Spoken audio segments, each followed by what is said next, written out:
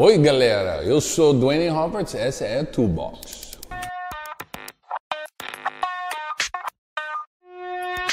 Hey my friends, my amigos, tudo bem?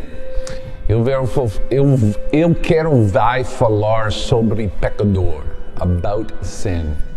I want to talk to you today about sin. I don't know if you ever thought about this, but Adam and Eve, they were supposed to live and not know death. They were not supposed to die physically, and they were not supposed to die in regards to their spiritual life, their lives and their understanding of God. Death was not supposed to be in the world. But because of their choice to sin, it opened the door to the greatest atrocity ever known to the creation, and that was death. Death entered into our bodies, death entered into our minds. Now the weight of death sits upon creation. Everything dies. Plants die, animals die because of sin.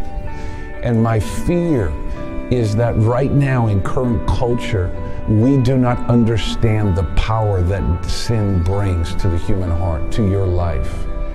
I want just to remind you, everybody knows this verse.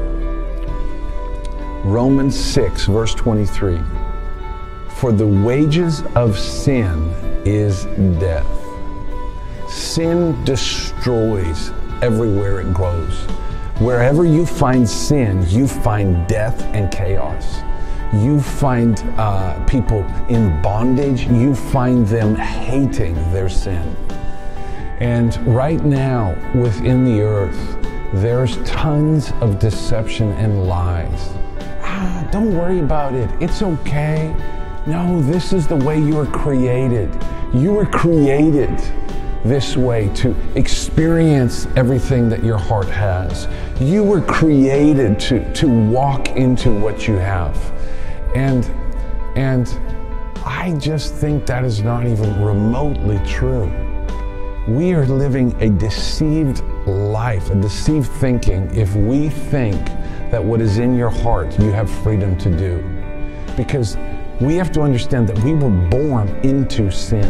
We were born with a desire for sin that leads to death. This was how we were born. And when I look at culture today, all I see people pursuing is things that lead to them being dead. That's all I see. I just saw a video this last week that broke my heart about a young man being in such deep deception, and what he was talking about was insane. But CNN, an international news channel, gave him a platform to speak his foolishness. And it broke my heart to hear this man speak. He was so confused, and the end of his life, if he does not turn to Jesus, he will die in deception. And I want to remind you of the power that sin has to destroy. And King David in Psalm 101 made an incredibly wise, I believe, statement. He made a vow that I will not let anything come before my eyes that will pervert my heart, that will distract me from purity. And I want to encourage this generation today, if you're struggling with sin, I want you to do the biblical steps. Confess it to a mature leader and fight to break free. Every sin that you're struggling with, you can get free. God is not defining you by your sin. God is looking at the heart and your desire to break free. So I'm calling you to break free. Break free from your sin. Get out of your sin. It's killing your life. It's killing your spiritual appetite.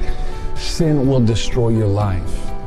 And make a vow and be violent in your turning from sin and your running out of sin and into godliness. For me, sin, let me say it this way. For me, purity, it's not a burden. Purity is something I want to do. I want to be pure because I want to get everything I can of God.